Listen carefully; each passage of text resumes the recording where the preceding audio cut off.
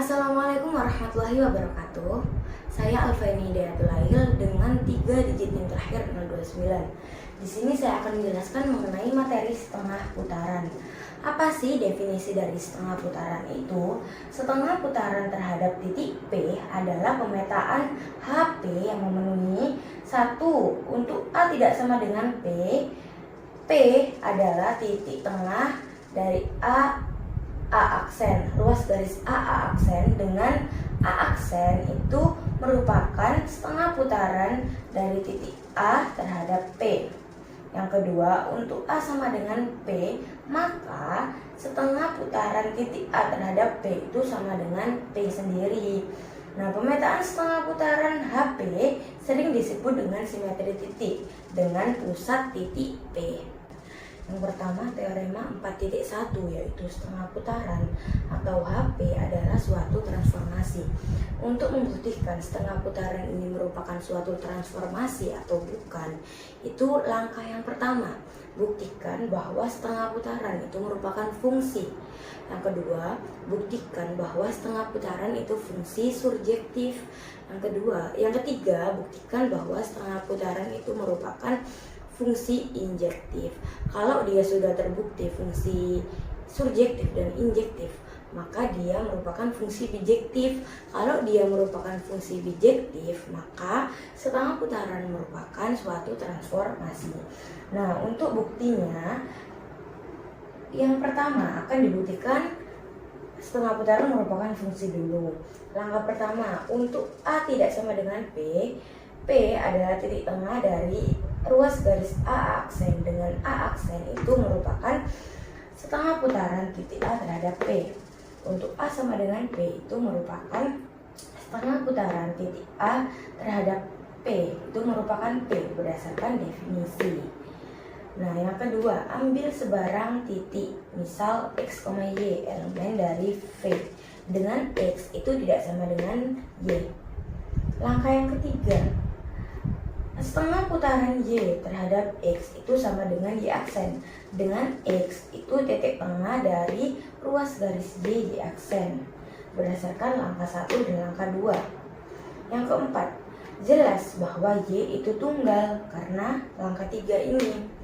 Nah, selanjutnya langkah 5, ambil sebarang titik, misal X dan Y, elemen dari V.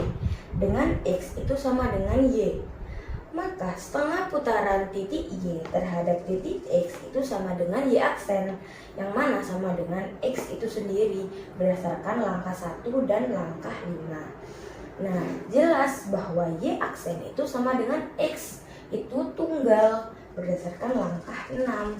Jadi terbukti HP atau setengah putaran itu merupakan suatu fungsi. Selanjutnya akan dibuktikan setengah putaran itu merupakan fungsi subjektif. Langkah yang pertama, ambil sebarang titik, misal A aksen, elemen dari V. Nah, maka titik A, setengah putaran titik A terhadap titik P itu sama dengan A aksen karena berdasarkan definisi dari setengah putaran dan langkah 1 ini. Langkah yang ketiga, A sama dengan P, maka setengah putaran titik A terhadap P itu sama dengan A aksen, yaitu sama dengan P itu sendiri berdasarkan definisi dari setengah putaran. Nah, maka untuk semua A aksen elemen V ada A aksen sama dengan A sama dengan setengah putaran A terhadap titik P berdasarkan langkah 2 dan langkah 3. Selanjutnya, jika A sama dengan P, maka setengah putaran titik A terhadap P itu sama dengan A aksen. Dengan P itu merupakan sumbu ruas garis A aksen. Jadi terbukti HP atau setengah putaran itu merupakan fungsi surjektif. Nah, langkah selanjutnya akan dibuktikan bahwa setengah putaran itu merupakan fungsi injektif. Langkah yang pertama, ambil sebarang titik A, B, elemen V. Dengan A itu tidak sama dengan B. Nah, kasus yang pertama, jika titik A sama dengan titik B sama dengan titik P, A sama dengan P, maka setengah putaran A terhadap titik P itu sama dengan A sama dengan A aksen berdasarkan definisi. Jika titik B sama dengan titik P, maka setengah putaran titik B terhadap titik P itu sama dengan B aksen berdasarkan definisi juga. Nah, maka setengah putaran titik A terhadap titik P tidak sama dengan setengah putaran terhadap titik B berdasarkan langkah 3 dan langkah 4. Kasus yang kedua, misalkan A tidak sama dengan B tidak sama dengan P. A tidak sama dengan P dan B tidak sama dengan P berdasarkan langkah 6. Kasus 2. Nah, langkah selanjutnya, titik A, titik B, titik B, titik P itu tidak segaris karena berdasarkan langkah 7. Nah, langkah selanjutnya, maka setengah putaran titik A terhadap titik P itu sama dengan A aksen, dan setengah putaran titik B terhadap titik P itu sama dengan B aksen berdasarkan definisi dan langkah 8. Nah, andaikan setengah putaran titik A terhadap titik P itu sama dengan setengah putaran titik B terhadap titik P itu sama dengan B aksen. A sama dengan setengah putaran titik A terhadap titik P sama dengan setengah putaran titik B terhadap titik P sama dengan setengah putaran sama dengan B aksen berdasarkan langkah 10. A aksen sama dengan B aksen dan A sama dengan B berdasarkan langkah 11. Artinya hal itu kontradiksi dengan A aksen tidak sama dengan B aksen, sehingga pengandaian ini salah. Yang benar adalah setengah putaran A terhadap titik P itu tidak sama dengan setengah putaran titik B terhadap titik P.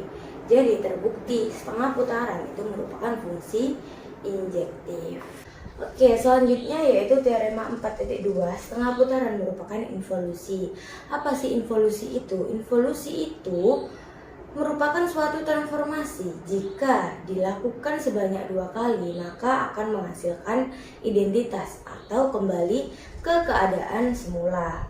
Nah, langkah pertama untuk membuktikan teorema ini itu yang pertama, ambil sebarang titik, misal titik A dan titik P itu merupakan elemen dari V.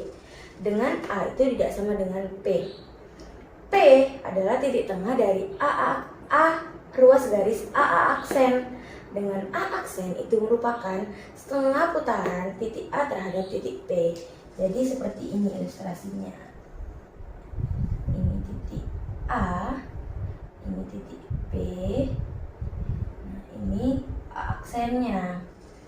Nah, karena P ini titik tengah, maka jarak ini sama.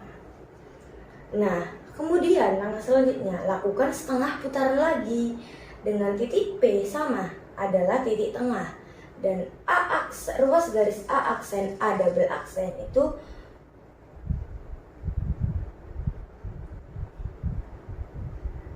dan titik P adalah sama titik tengah dari titik A aksen Nah, langkah selanjutnya lakukan setengah putaran lagi. Dengan titik P adalah titik tengah ruas garis A aksen A double aksen. Dengan A double aksen itu merupakan setengah putaran titik A aksen terhadap P. Jadi seperti ini. A aksen kan di sini pakai titik P itu sebagai titik tengah. Nah, A double aksen di sini dilakukan setengah putaran lagi kan dari titik A aksen ini menghasilkan A double aksen. Nah, karena titik P adalah titik tengah dari ruas garis A aksen dan ruas garis A aksen A double aksen, maka titik-titik A, P, A aksen dan A double aksen itu segaris karena berdasarkan sifat titik tengah.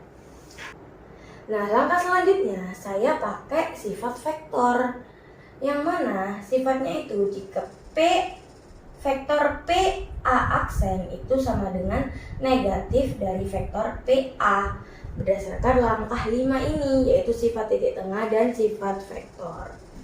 Nah, langkah 7, vektor PA double aksen ini kan sama. PA aksen itu akan sama dengan negatif vektor PA double aksen berdasarkan langkah 5 juga. dan berdasarkan sifat vektor. Nah, karena vektor PA itu sama dengan negatif PA aksen, maka negatif PA aksen kan ini sama dengan negatif PA double aksen. Jadi disubstitusi, ini negatif tetap, terus vektor PA aksennya disubstitusi dengan vektor PA double aksen di sini. Nah, negatif ketemu negatif jadi positif, maka diperoleh vektor PA itu sama dengan vektor PA double aksen karena substitusi ini tadi. Nah, karena ini, maka diperoleh A double aksen itu sama dengan titik A berdasarkan langkah 8 ini. Karena kesamaan vektor. Nah, maka setengah putaran lagi titik A terhadap P itu sama dengan A sendiri, yang mana itu merupakan identitas. Jadi terbukti bahwa setengah putaran itu merupakan involusi. Sekian penjelasan dari saya mengenai setengah putaran. Kurang lebihnya saya mohon maaf. Wassalamualaikum warahmatullahi wabarakatuh.